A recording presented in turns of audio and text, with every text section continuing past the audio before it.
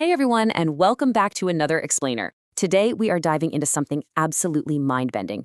We're unpacking the source text, the quantum timeline, and the biology of the invincible superhuman. Seriously, if you've ever wondered what it actually takes to completely transform your mind, your spirit, and your body to reach this elevated state of being, well, you are going to love this breakdown.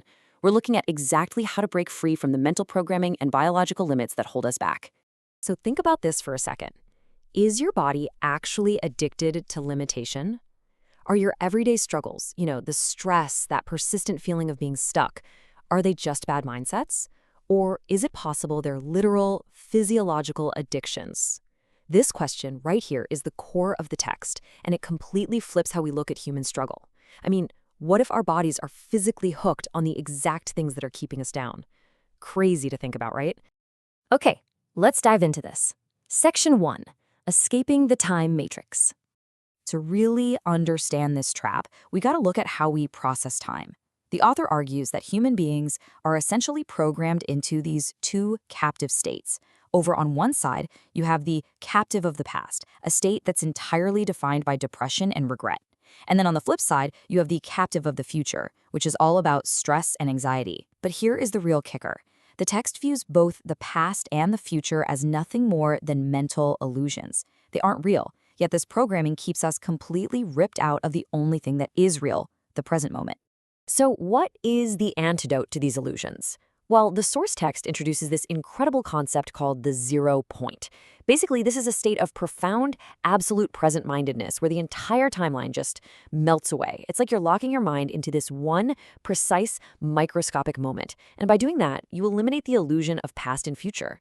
The text says this allows you to connect with parallel potentials of wealth and health, literally pulling your desired future into your inner self today.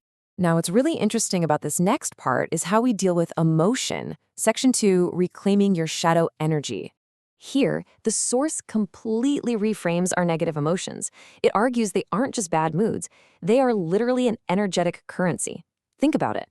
Whenever you judge someone or feel jealous or hold on to hate, the text says you are paying a tax of your own psychological and vital energy.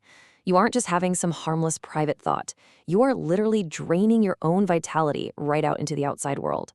All of these dark, suppressed pieces make up what the author calls your shadow. So if we're constantly bleeding this precious energy out into the world, how on earth do we stop it?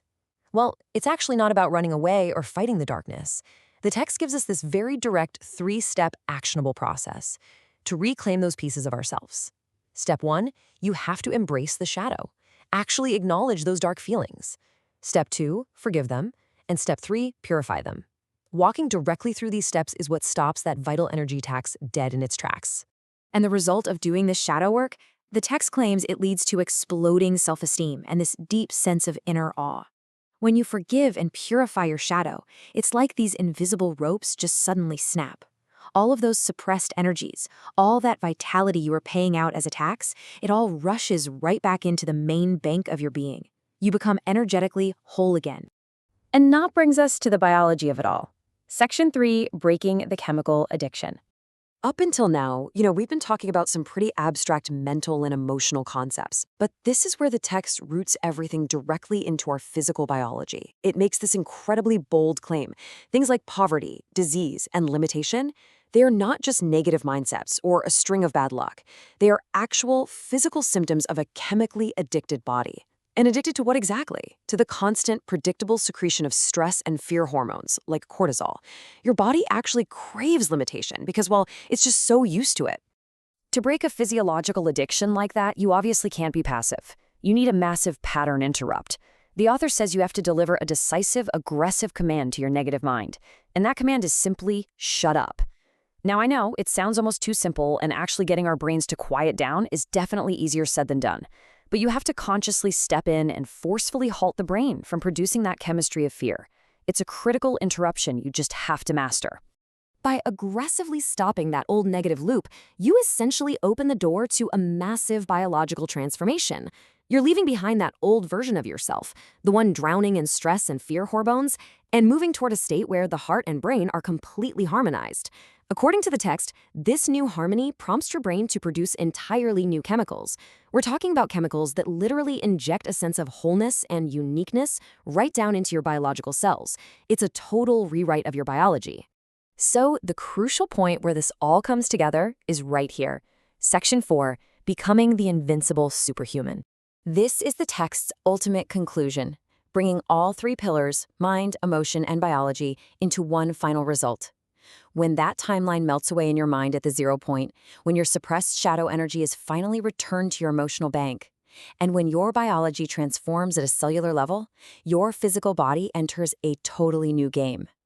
You don't just think differently anymore. You physically manifest this superhuman state, becoming what the text calls the literal physical embodiment of the cosmos's wealth.